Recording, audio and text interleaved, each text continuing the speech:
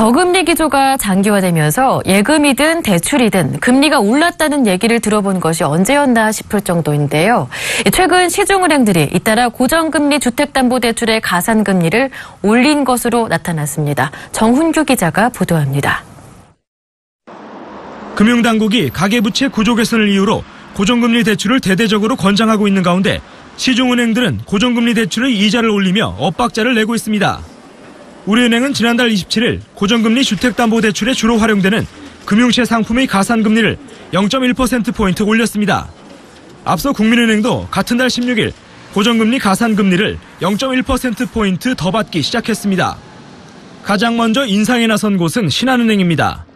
신한은행은 지난 3월 우리 국민은행보다 2배 높은 0.2%포인트 올려 가장 빠르게 대출금리를 인상했습니다. 이에 대해 안심전환 대출 이후 고정금리 대출 비중이 급증하는 가운데 유독 고정금리 대출금리만 올려 은행들이 손쉬운 이자 장사에만 매달린다는 비판이 나오고 있습니다. 가산금리는 어떻게 보면 그 고객의 신용도에 의해서 평가되기 때문에 그걸 인지적으로 계속 조절한다는 것은 은행에서 영리를 챙기기 위한 하나의 꼼수 영업으로 보입니다.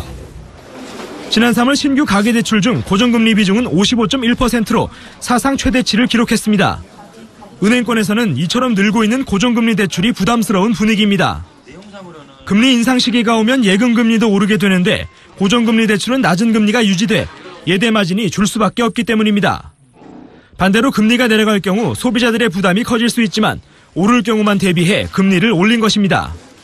은행권에서는 최근 고정금리 대출이 변동금리 대출보다 금리가 낮은 역전 현상이 벌어지는 등 역마진이 발생해 불가피한 조치라는 입장입니다. 은행 입장에서 금리가 올라갈 때는 예금금리를 올려줘야 되잖아요. 그러면은 조달금리는 계속 올라가는데 대출금리는 오전이 고정돼 있으니까는 계속 낮은 금리로 계속 가야 되잖아요. 금리 상승기에는 고정금리가 은행이 불리하잖아요, 많이. 은행들은 이번 금리 인상의 이유 중 하나로 고정금리와 변동금리 대출 간의 균형을 들었습니다. 쉽게 말하면 고정금리를 올려 고객들을 변동금리 상품으로 유도하겠다는 의도입니다. 이는 정부가 가계부채 대책의 일환으로 고정금리 대출을 늘리려는 입장과 정확히 상반되는 모습입니다.